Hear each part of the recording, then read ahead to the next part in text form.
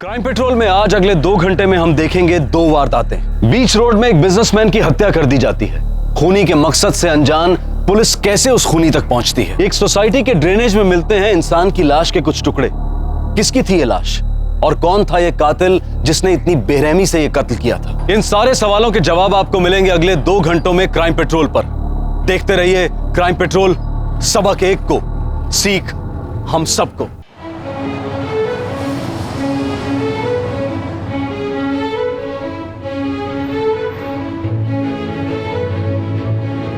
अच्छा सुनो, ये बताओ मम्मी कैसी है? गंदी है। गंदी है। अच्छा और पापा? गंदे। पापा भी गंदे हैं। ओ अच्छा ये बताओ दादू कैसे है? अच्छा। दादू अच्छे हैं, दादू अच्छे हैं। तो देखो दादू आपके लिए क्या लाए। ये देखो। अच्छा है, बलून है और एक बेबी बलून है ना?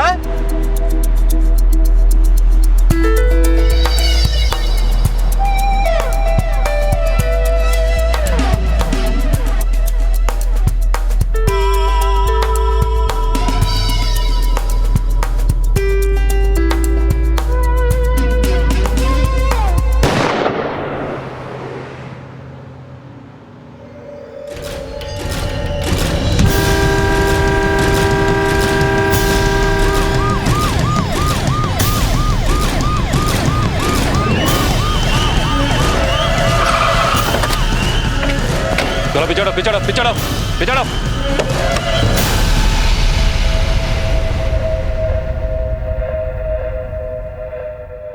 साहब, मैंने ही आपको फोन किया था। मेरा नाम किरण है। मैं सेठ जी को जानता हूँ। सेठ जी के बेटे रौनक भैया के जिम्मे में काम करता हूँ और मैंने रौनक भैया को फोन कर दिया, वो आते ही होंगे। किसी को अटक करते भागते हुए देखा? नहीं साहब, किसी को नहीं देखा।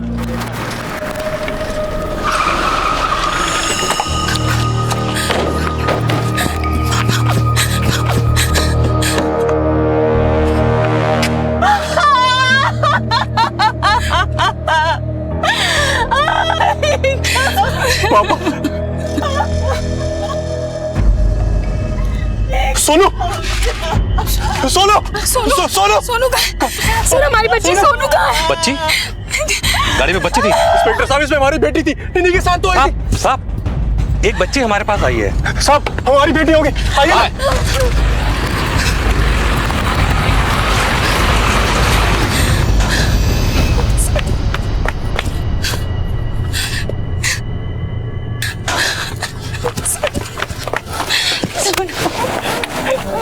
यही आपकी बच्ची?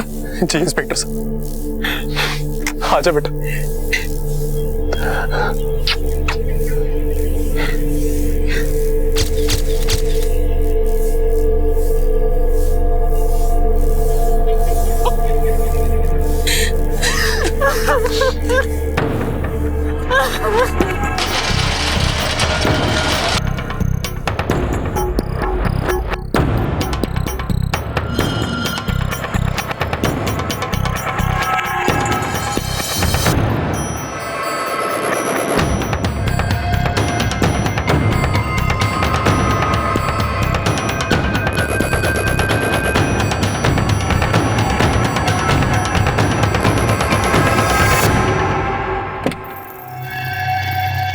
सर,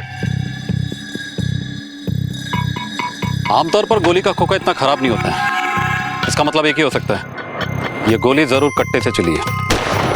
सर,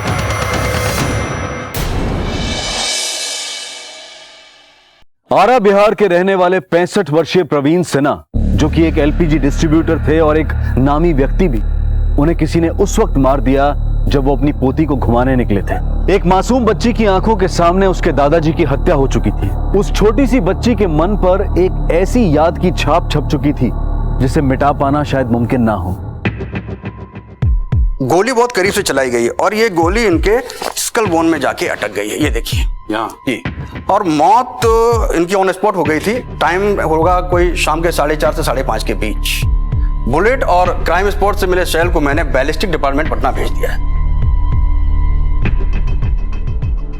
प्रवीण सिन्हा की कॉल डिटेल से कुछ मालूम पड़ा? ज्यादातर कॉल घर और ऑफिस के बीच में हुई है। ऐसी कोई कॉल नहीं है जिससे कोई लीड मिल सके। मगर सर, जैसा कि आपका कहना था कि गोली किसी देसी कट्टे से चली है, बैलिस्टिक रिपोर्ट के हिसाब से गोली 303 बोर के देसी कट्टे से चली है। किसी लोकल गैंगस्टर का काम लगता है सर। अगर ये अटैक किसी लोकल गैंगस्टर ने किया होता तो गाड़ी को जबरन रोका गया होता, लेकिन क्राइम लोकेशन पे गाड़ी को जबरन रोकने के हमें कोई भी निशान नहीं मिले।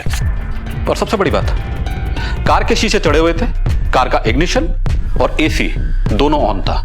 मतलब साफ है, प्रवीण सिन्हा को गोली गाड़ी रोककर ही मारी गई है। वैसे भी किसी अनजान आदमी के लिए प्रवीण सिन्हा गाड़ी क्यों रोकेगा तब जब उसकी पोती उसके साथ थी। वैसे उसकी पोती की हालत कैसी है? टंग दिखा बेटा।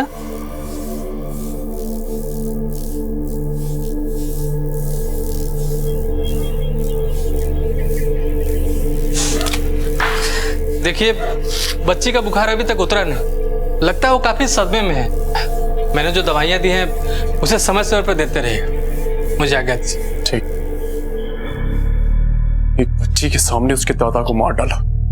अगर एक बार मुझे वो लोग मिल जाए, मैं मुजरिम जब जुर्म करता है ना तो कुछ सोचता नहीं है।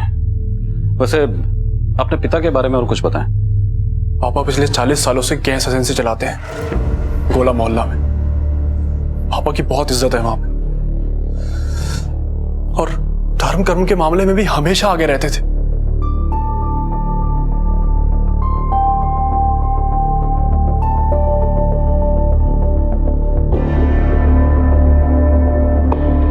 आपके पिता आपसे आखिरी बार कब मिले थे? रोज की तरह जब मैं जिम से लौटा तभी मिले थे आखिरी बार। पापा भी आ गए। पापा, सोनू को जरा जल्दी ले आएगा, आज उसके फ्रेंड का जन्मदिन है। हाँ हाँ हाँ ले आएंगे। अरे जाने तो दो। क्यों अरे सोनू पापा, बिटिया? आराम से। क्या कर रहे हैं आप? सर्वाइकल की प्रॉब्लम फिर से शुरू हो जाएगी। अरे कुछ नहीं होगा, जवान है अभी तक हम। दूध जलेबी खाया हम। हाँ, ये जिम विम की जरूरत हमें नहीं पड़ती, तुम्हें पड़ती होगी। पापा आप भी ना। अब जा, लेट कर दिया हमें। सोनू बिटिया, चलो चलो चलो चलो चलो चलो, दादू के साथ ड्राइव पर चलेंगे। अब सोनू बिटिया दादू के साथ लॉन्ग ड्राइव पे जाएगी, है ना? ओके।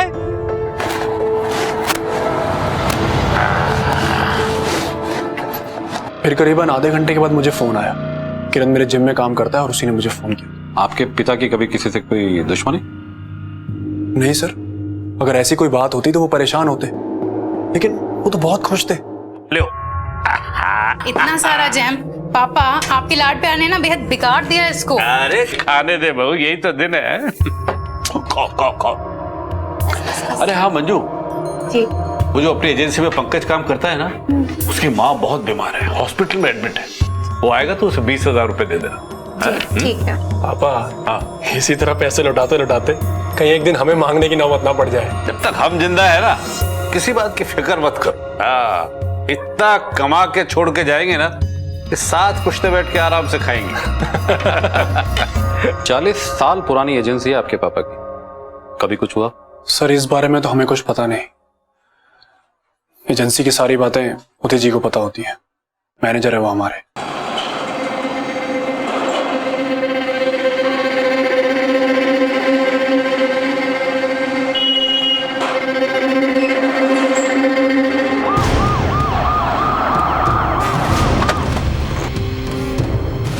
एजेंसी तो ये लगती है।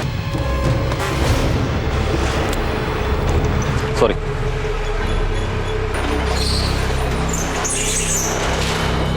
कहा ना साहब, ये सिलेंडर का नया स्टॉक आया था ना, इसलिए शटर थोड़ा सा खोल दिए।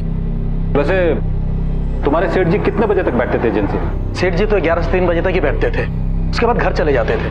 और एजेंसी जो है ना, वो शाम को 6:30 बजे तक खुली रहती है। और साहब, हमको भी हादसा के बारे में रात को ही पता चला। क्यों? सेठ जी का बेटा रौनक एजेंसी में नहीं आता? नहीं साहब, उनका तो खुद का ही बिजनेस है। अच्छा, कितने कर्मचारी काम करते हैं यहाँ? और कल किसी कर्मचारी ने कोई छुट्टी ली हो या फिर कोई जल्दी चला गया? कल तो सब 6:30 बजे ही गए थे। और हाँ साहब, हमारे एजेंसी में जितने लोग भी काम करते हैं ना, वो सब पुराने लोग हैं। कोई 15 साल से है, कोई 10 साल से है। हमको भी यहाँ काम करते हुए 7 साल हो गया है साहब। अरे इतने सालों पुरानी एजेंसी है, आज नहीं हुआ, कल नहीं हुआ, 1 साल पहले, 2 साल पहले? 2 साल पहले, हाँ साहब, 2 साल पहले सेठ जी का बबलू नाम के गुंडा के साथ झगड़ा हुआ था। सेठ, अच्छा नहीं किया तूने हमारे साथ। हमारे बाप को नौकरी से निकाल दिया। हाँ, देखना एक दिन ताला लगवाऊंगा यहाँ। देखो, तुम्हारे पिताजी यहाँ पे शराब पी के काम पे आते हैं, मुझे धमकाने के बजाय अपने पिताजी का इलाज करो। इलाज तो हम तुम्हारा करेंगे, तुम भी याद रखेगा और तुम्हारा खानदान भी। देखो ऐसे गुस्से से काम नहीं चलता है, शांति से काम लो, सब ठीक हो जाएगा, समझे? अपने पिताजी का इलाज कराओ। अरे अरे क्या करो?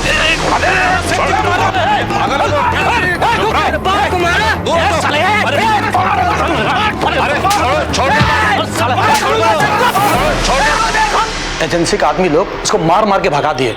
अब आप ही बोलिए साहब, कोई हम लोगों के सामने हमारा सेठ जी को गाली देगा तो हम लोग चुप बैठेंगे क्या? अरे साहब, हम लोग तो उसका लाइफ ही बिगाड़ देते, लेकिन सेठ जी रोक लिए। सेठ जी सबका बहुत मदद करते थे साहब, बहुत ही अच्छे आदमी थे, भगवान जैसे थे हम लोगों के लिए। हम लोग तो भगवान से ही दुआ करते हैं कि वो सेठ जी की आत्मा को शांति दे।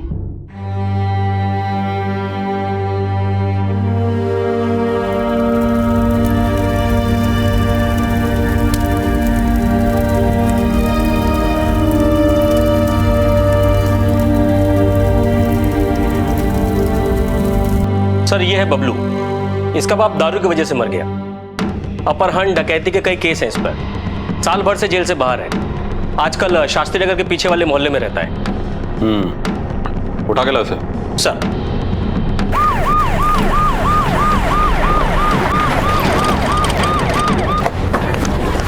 सर यही है बबलू का घर।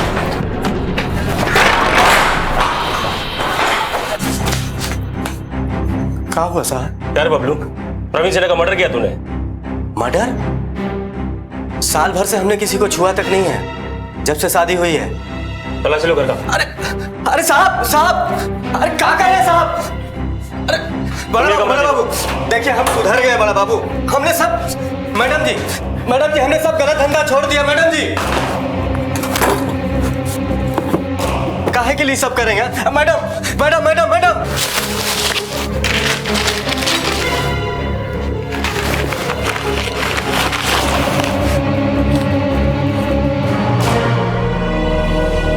बोल रहे ना साहब कि हम सुधर गए। देखिए सुधर गया है। बैलिस्टिक रिपोर्ट के हिसाब से गोली 303 बोर के देसी कट्टे से चली है। लेके चलो इसको। साहब इन्होंने कुछ नहीं किया साहब, ये सुधर गए साहब। छोड़ दीजिए साहब, छोड़ दीजिए साहब, छोड़ दीजिए, नहीं छोड़ दीजिए, इन्होंने कुछ नहीं किया। साहब साहब हम बोल रहा हूँ ना, सब गलत धंधा छोड़ दिया साहब। वो कट्टा भी पुराना है साहब। माँ कसम साहब, वो चलता भी नहीं है साहब। बेवकूफ समझा हमको? ऐसा कट्टा 2-3 फायर में खराब हो जाता है। तूने फायर किया होगा, उसके बाद बंद पड़ा होगा कट्टा। हमारी बच्ची की कसम साहब, हमने कुछ नहीं किया है। बच्ची की कसम खाता है? एक छोटी सी बच्ची है तेरी, और एक छोटी सी बच्ची के सामने तूने उसके दादा को मार दिया। साले हाथ नहीं कांपे तेरे, हाथ नहीं कांपे। सुपारी ली? नहीं साहब। कि बदला लेने के लिए मारा? नहीं साहब, हमने नहीं साहब। ऐसा नहीं बताएगा तू? साहब कुछ नहीं किया साहब। सर ये बबलू का तो एक ही रिकॉर्ड बज रहा है सर। उसे इतना मारो कि सारे के सारे रिकॉर्ड टूट जाएं। सर लेकिन सर, अगर बबलू ने प्रवीण सिन्हा का मर्डर किया है तो हो सकता है उस बच्ची ने उसे देखा हो, वो उसे पहचान सकती है सर।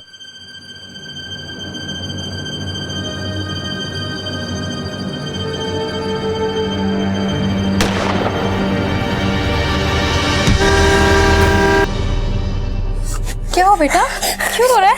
हाँ? क्या बात है? रात में डरावने सपने देख देख के उठ जाती है। भगवान कब तक चलेगा ऐसा, मुझे समझ में ही नहीं आ रहा है। सब ठीक हो जाएगा, सो जाओ बेटा।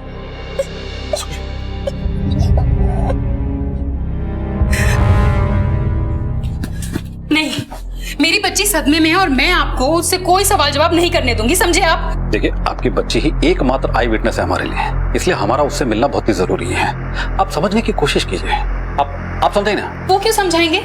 वो भी देखते हैं कि किस तरह रात में सपने से डर के जाग जाती है वो। आप लोग समझते क्यों नहीं है? बच्ची है वो, क्यों से वही से बार बार याद दिलाना चाहते हैं? मैं समझ सकता हूँ आप लोगों के लिए कितना मुश्किल है, लेकिन खूनी का जल्द से जल्द पकड़े जाना भी जरूरी है। हमारी बच्ची से सवाल जवाब करने के अलावा और कोई काम नहीं है क्या आप लोगों के पास? देखिए हम कह देते हैं, सोनू ना इनके सामने आएगी और ना ही किसी सवाल का जवाब देगी, समझे आप? सॉरी इंस्पेक्टर साहब, इस वक्त मैं आपको उससे मिलने की परमिशन नहीं दे सकता। और डॉक्टर साहब ने मना किया है, बच्ची अभी तनाव में है और पहले उसके सदमे से बाहर आना बहुत जरूरी है। लेकिन देखिए अगर आपको, ठीक है चलो। रूल के मुताबिक पेरेंट की परमिशन के बिना बच्चे से बात नहीं कर सकते। हेलो हेलो, मैं राजेश सिंह बैलिस्टिक डिपार्टमेंट से। हाँ, मैच हुआ? जी नहीं, ये जो कट्टा है ये 315 बोर का है, लेकिन जिस कट्टे से प्रवीण सिन्हा पर गोली चलाई गई वो 303 बोर का था। और आप तो अच्छी तरह जानते हैं 303 बोर की गोली 315 बोर के कट्टे से नहीं चलती। ऐसे करने से हाथ में ही कट्टा फट जाएगा। ओके। क्या हुआ सर? बबलू ने सिन्हा का खून नहीं किया। 10 दिन बीत चुके थे और अब तक पुलिस के हाथ ना कोई सुराग लगा था और ना ही खून का मकसद। एक इंसान जिसकी किसी से कोई दुश्मनी नहीं थी, जिसकी सब लोग बहुत इज्जत करते थे, देवता मानते थे जिसे, आखिरकार उस इंसान को किसी ने इस तरह से क्यों खत्म किया होगा? केस का कोई सिरा हाथ नहीं आया तो पुलिस ने नए सिरे से क्राइम सीन को रिक्रिएट किया। सामने बस्ती है और यहाँ पर यह बंगला जो काफी दिनों से बंद पड़ा है, और उधर ये मंदिर। लेकिन सड़क का यह सिरा ऐसी जगह है जहां पर लोगों का आना जाना बहुत ही कम है। सर मतलब खूनी को मालूम था कि इस जगह उसे कोई देखेगा नहीं। राइट। खूनी ये बात अच्छी तरह से जानता था कि रोजाना प्रवीण सिन्हा यहां से गुजरते हैं। ये प्लान मर्डर लगता है सर। हमको भी यही शक है। ये काम किसी ऐसे आदमी का है जो प्रवीण सिन्हा को पहले से अच्छी तरह जानता था, जो प्रवीण सिन्हा की गाड़ी की पिछली सीट पर बैठा था और मौका देखकर उसने गन पॉइंट पे गाड़ी रुकवाई और प्रवीण सिन्हा को गोली मारकर यहां से फरार हो गया।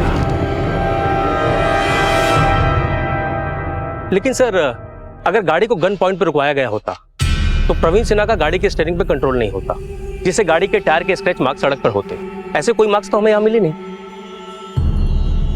सर यहाँ पे कोई स्क्रैच का मार्क नहीं है सर, लेकिन गाड़ी को देखकर ऐसा लगता है कि किसी जान पहचान वाले आदमी ने ही गाड़ी को रुकवाया। हो सकता है गाड़ी को किसी जान पहचान वाले ने ही रुकवाया। एक काम करते हैं, पुलिस स्टेशन चलते हैं और सारे सबूतों को फिर से रीचेक करते हैं। चलो सर।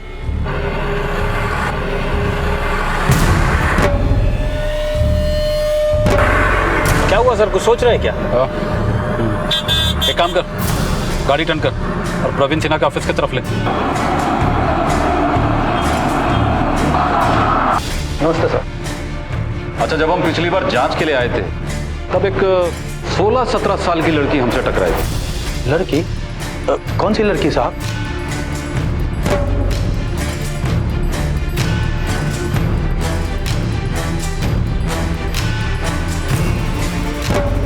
हमको याद नहीं है साहब, और वैसे भी वो दिन कस्टमर आया नहीं था, कहे कि एजेंसी बंद था ना वो दिन। लड़की तो वही थी। अच्छा, तुम्हारी एजेंसी में कोई 17-18 साल की लड़की काम करती है? नहीं साहब। कभी कभी कोई सवाल यूं ही डाउट पैदा कर देता है। इंस्पेक्टर पंकज श्रीवास्तव ने एजेंसी में जिस लड़की को देखा था उसका सच क्या था ये किसी को नहीं पता था, और पुलिस को भी इस केस में अब तक कोई सुराग नहीं मिला था। इंस्पेक्टर पंकज श्रीवास्तव ने उस लड़की को ढूंढने की बहुत कोशिश की लेकिन वो नहीं मिली। आखिरकार कौन थी ये लड़की और क्या लेना देना था उसका इस केस से? क्या प्रवीण सिन्हा का कत्ल महज एक गुत्थी बनकर रह जाने वाला था और इस लड़की का इस केस से कोई लेना देना था भी या नहीं?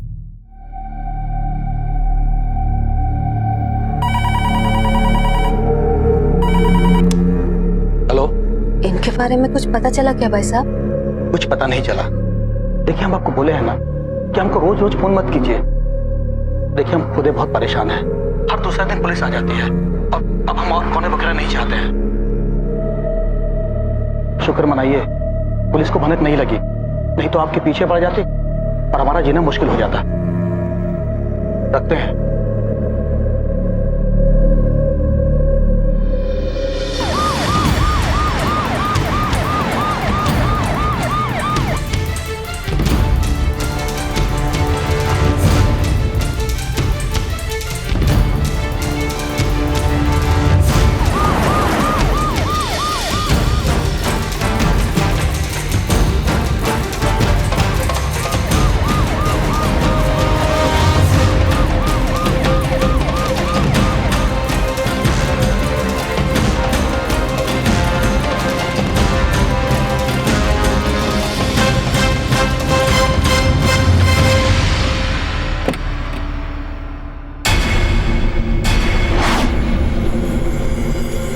ये तो वही लड़की है।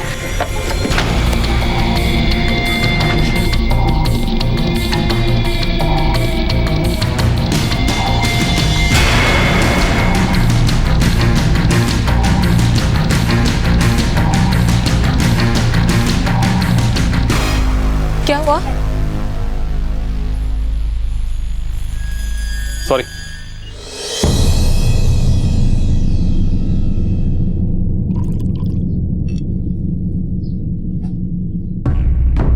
अरे श्रुति बेटा कैसे हो? ठीक हो चाचा जी? पापा जी कैसे हैं? पापा ठीक है। बहुत दिनों से मुलाकात नहीं हुई उनसे, उनको बोलना चाचा जी याद कर रहे थे। जी।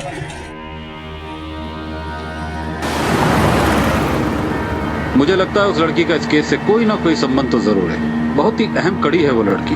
एक काम करते हैं, मैंने जिस एरिया में उसे देखा था वहीं चलकर उसे ढूंढते हैं। हो सकता है शायद वो वहीं कहीं मिल जाए। एक मिनट।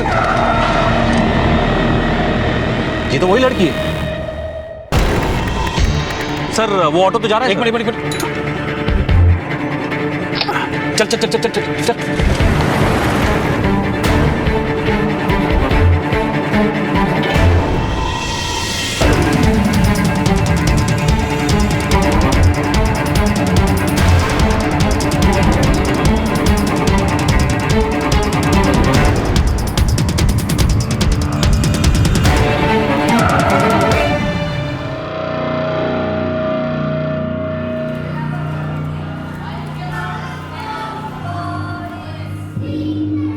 हाँ, ये हमारे स्कूल की छात्रा है, 11वीं कक्षा में पढ़ती है। श्रुति झा नाम है इसका। क्या हुआ इंस्पेक्टर साहब? फिलहाल तो कुछ नहीं, हमें इसका पता चाहिए। ओके।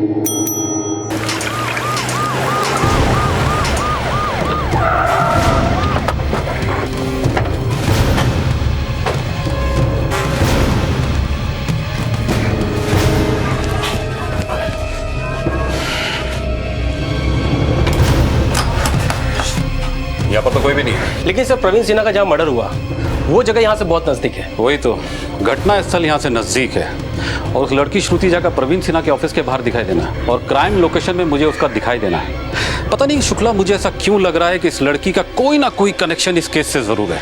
सर घर पे ताला लगा हुआ है, कहीं वो भाग तो नहीं गए? हो सकता है। इधर आओ। हमको साहब? हाँ तुम इधर आओ। हाँ साहब, क्या हुआ? ये श्रुति झा का घर यही है? हाँ साहब। घर पे ताला लगा हुआ है। कहाँ गए लोग? साहब श्रुति की माँ वो सुधा भाभी है ना, उनका उधर वो पिछली गली में वो ब्यूटी पार्लर का दुकान है, वो हुआ गई हैं। और उनके बाबूजी नरेंद्र जी वो सिन्हा साहब के यहाँ काम करते हैं। क्या? हाँ साहब। प्रवीण सिन्हा के ऑफिस में? हाँ साहब। जी साहब। नरेंद्र झा तुम्हारी एजेंसी में काम करता है, ये बात तुमने हमें बताया क्यों नहीं? कहाँ है वो? पता नहीं साहब, सेठ जी के देहांत के बाद वो आए नहीं। अब कहा है ना साहब, सेठ जी के साथ उनका फैमिली जैसा रिलेशन है, तो हम सोचे कि वो भी सदमे में होंगे। 2 हफ्ते से एक आदमी काम पे नहीं है और तुम ये सोचकर बैठ गए कि वो आदमी सदमे में है। ढूंढने की कोशिश नहीं की? साहब वो उनकी पत्नी का फोन आया था साहब। कई बार फोन किए साहब एजेंसी में, लेकिन उनका कुछ पता ही नहीं चला। 2 हफ्ते से आपके पति घर नहीं आए, आपने मिसिंग रिपोर्ट भी नहीं लिखाई, ढूंढने की कोशिश क्यों नहीं की आपने? हमने पापा को ढूंढने की बहुत कोशिश की, हम उनके ऑफिस भी गए थे लेकिन कुछ पता नहीं चला और हमारी अम्मा ने हमें चुप रहने के लिए कहा था। नरेंद्र पर तो शक करने का सवाल ही पैदा नहीं होता साहब, काहे कि जौन दिन ये हादसा हुआ वो दिन 6:30 बजे तक नरेंद्र ड्यूटी पे था। आप रजिस्टर चेक कर लीजिए, अब चाहे तो आप किसी से पूछताछ कर सकते हैं, हम झूठ काहे बोलेंगे साहब।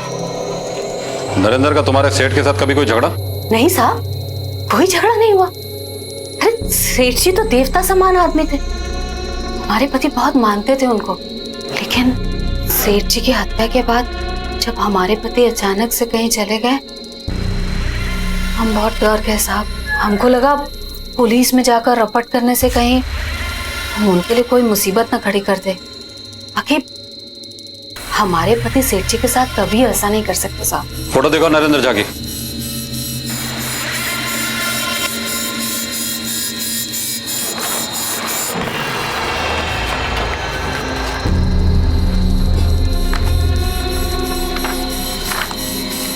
ये देखिए सर।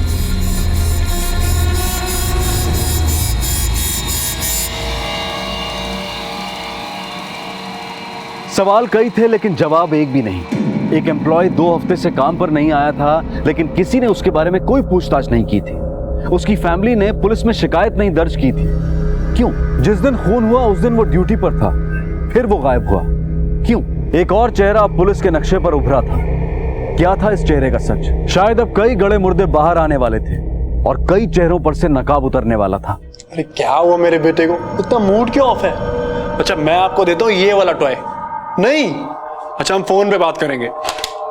हेलो हेलो, बात कर। दद्दू दद्दू। नहीं बेटा, दद्दू नहीं आएंगे।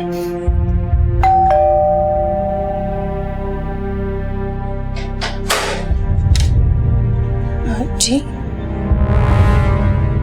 ये नरेंद्र झा को जानते हैं आप? जी हाँ सर।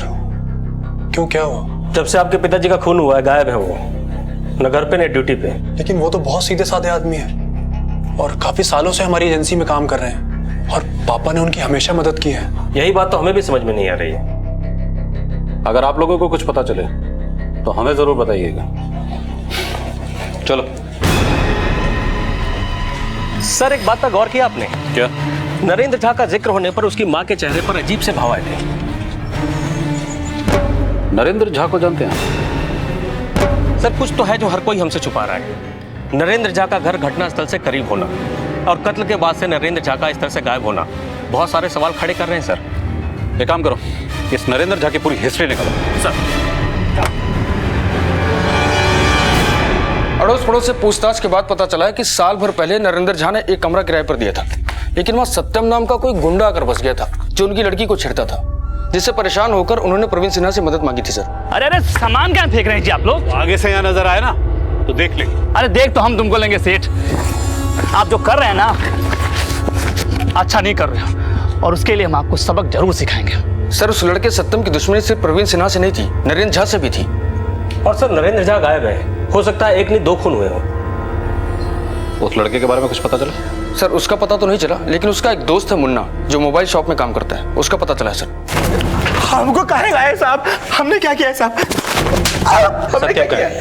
सत्यम कहाँ है सत्यम? हमें नहीं पता साहब, वो तो बस हमारी दुकान में मोबाइल रिचार्ज करने आता था साहब। मोबाइल रिचार्ज करने आता था साहब? दोस्त है हमारा वो। कहाँ मिलेगा साहब? मुझे नहीं मालूम साहब। कहाँ मिलेगा? कहाँ मिलेगा? बोल। चिड़ैया ताल लॉज में साहब।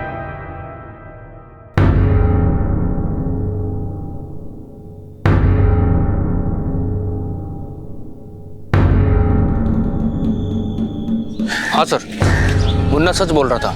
लौंडा उसी लॉज में रुका है, चिड़ैया ताल लॉज। हर 2-3 घंटा में बाहर आता है फोन करने के लिए मोड़ पर और बूथ से कॉल करके फिर अंदर चला जाता है साहब। ठीक है, अगर भागने की कोशिश करे तो उसे धर लेना। सर सत्यम के मोबाइल फोन की कॉल डिटेल्स में एक बात गौर करने जैसी है। जिस दिन प्रवीण सिन्हा का मर्डर हुआ उस दिन इसके फोन से एक ही कॉल गया था, वो भी इस नंबर पे। ओह, इसका मतलब दोनों में साथ साथ खिचड़ी पक रही थी।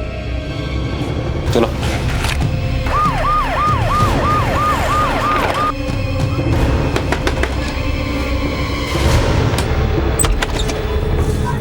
साहब आप कुछ पता चला क्या हमारे पति के बारे में? अभी पता चल जाएगा। आपकी बेटी कहाँ है? उससे तो पूछताछ कर चुके हैं ना आप साहब, उसे नहीं मालूम है उसके पिता कहाँ है। उसे बहुत कुछ पता है। कहाँ है वो? साहब मेरी मैडम साहब मेरी बेटी ने कुछ नहीं किया है साहब। अरे साहब बताइए ना उन्हें। सब पता चल जाएगा। चल हमारी बेटी ने कुछ नहीं किया साहब, हमारी बात तो सुनिए साहब। छोड़ दीजिए ना इसे साहब, इसने कुछ नहीं किया साहब।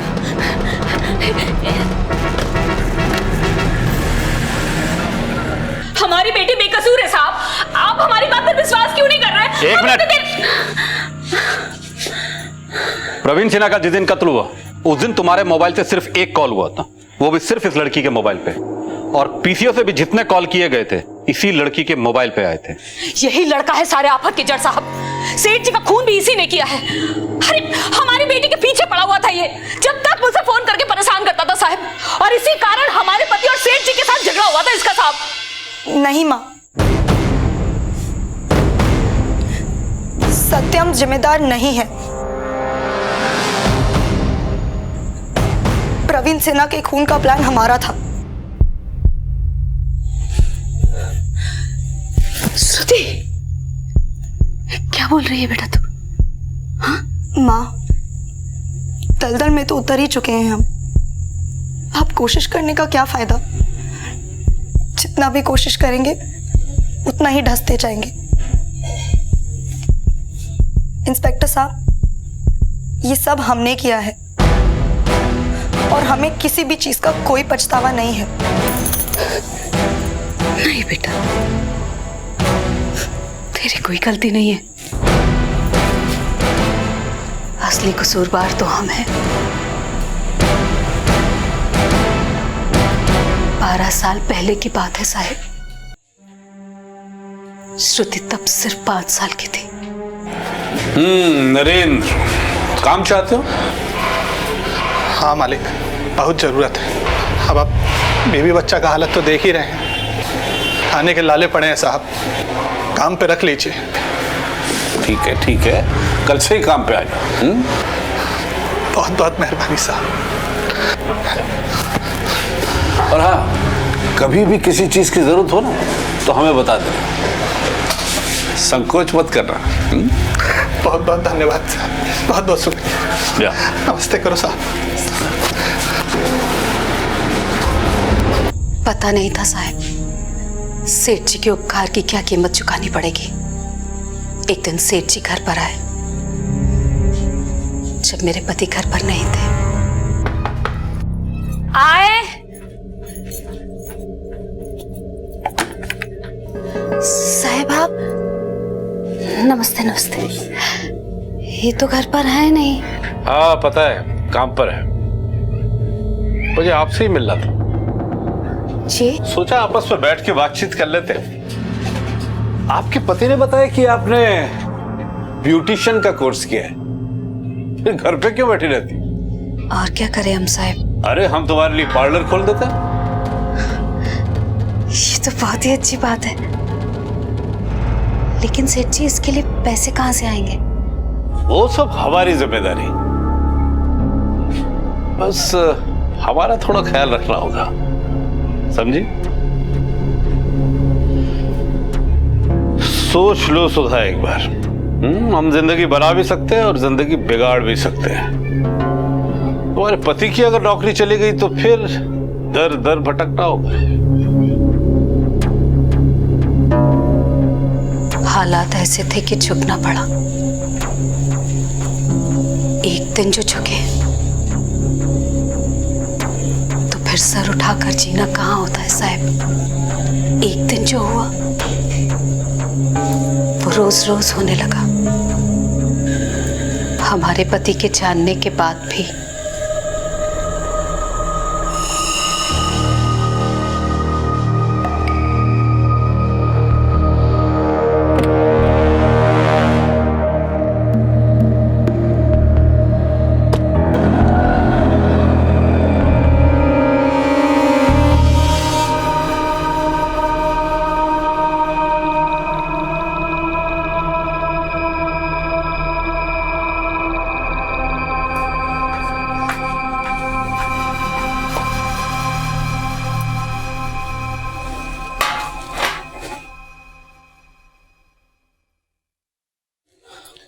क्या बोले सेठ जी?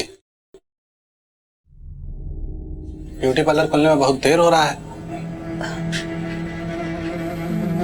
बोले हैं जल्दी खुलवा देंगे। काहे कि नया काम शुरू हो जाएगा तो 4 पैसा ज्यादा घर में आएगा। हमारे काम से खुश हैं सेठ जी। लगता है तुम्हारे काम से भी खुश हैं। अब सब कुछ तुम्हारे ही हाथ में है, खुश रखना उनको। एक बार जो शर्म का पर्दा उठा तो फिर परसों तक उनका घर में आना चलता रहा।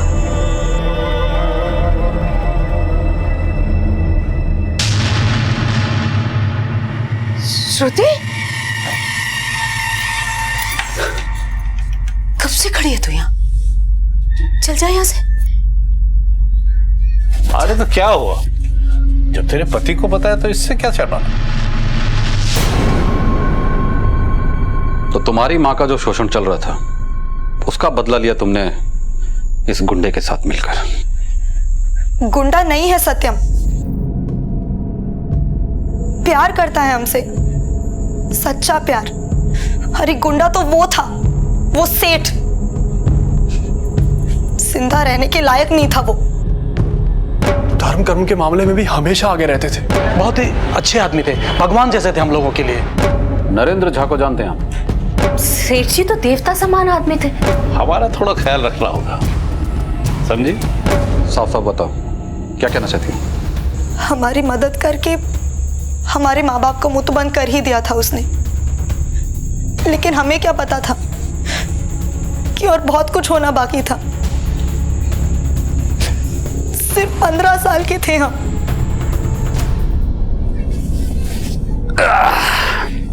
थकी थकी सी लगती हो, मजा नहीं आता है जी?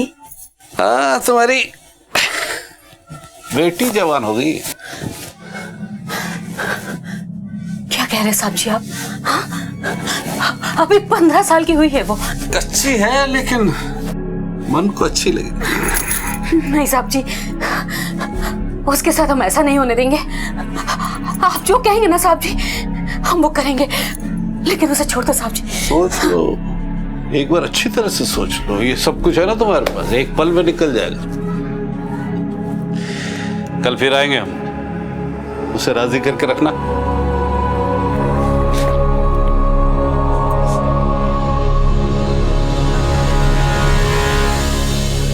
देखो बेटा, छोटे लोग हैं हम, लड़ तो नहीं ना सकते उनसे।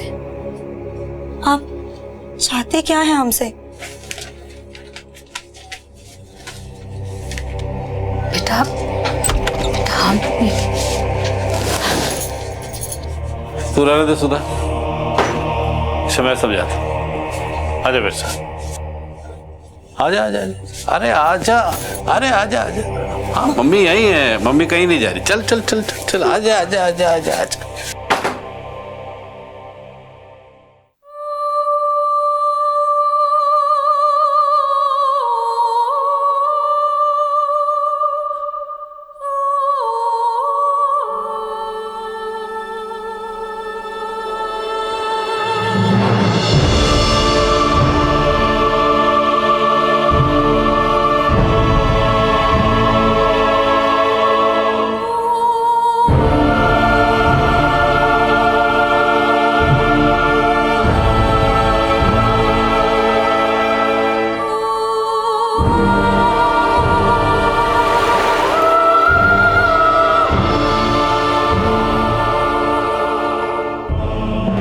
से सेठ ने हमें छुआ,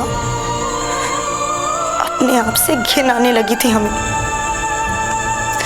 हमने तंग आकर अपने आप को मारने की भी कोशिश की, लेकिन नहीं मरे हम। 2 साल से यही जारी था। फिर एक दिन सत्यम हमारी जिंदगी में आया और हमें जीने की एक नई वजह मिल गई।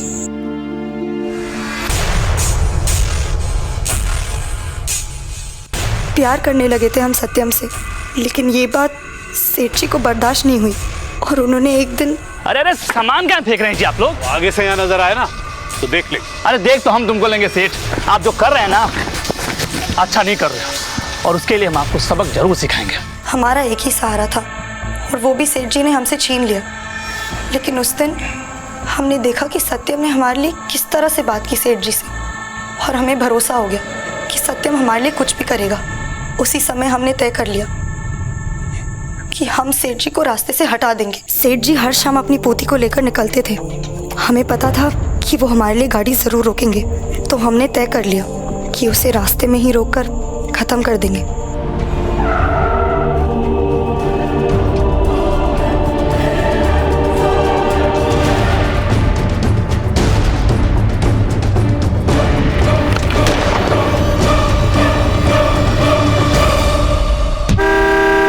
हमारे साथ जो हो रहा था वो हमारे माँ बाप रोक सकते थे, पुलिस तक जा सकते थे, लेकिन उन्होंने तो घुटने टेक दिए थे। इसलिए हमने फैसला किया और उसे अंजाम भी दिया। सत्यम, तुम ना थोड़ी दिन लॉज में ही छिपे रहना। मामला ठंडा होते ही हम तुम्हें यहाँ बुला लेंगे। क्या कर रही हो तुम? हाँ? बाप होकर जो आप ना कर सके, खत्म कर दिया हमने उसे। मारना तो आपको चाहिए था उसे, उस आदमी को जिसने बरसों से आपकी पत्नी का शोषण किया। सिर्फ 15 साल के थे हम जब ये सब हमारे साथ पहली बार हो रहा था। हम कुछ नहीं जानते थे। हमारी बस एक ही उम्मीद थी कि आप और अम्मा हमारी रक्षा करें, लेकिन आपने भी घुटने टेक दिए।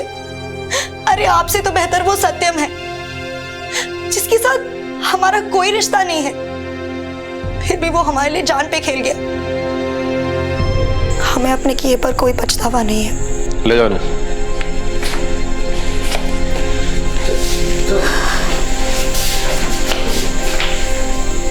एक बात इस कहानी से हमारे सामने आती है कि जुर्म करने वाला तो मुजरिम है ही, लेकिन जुर्म को सहना भी उसे बढ़ावा देना है। अब आपके सामने आएगा हमारा अगला एपिसोड। मुंबई की एक सोसाइटी के ड्रेनेज सिस्टम में एक इंसान के शरीर के कुछ अंग मिले। किसका था यह शरीर? किसकी मौत हुई थी? और कौन था वो कातिल जिसने इतनी बेरहमी से किसी की जान ली थी? देखिए क्राइम पेट्रोल का अगला एपिसोड।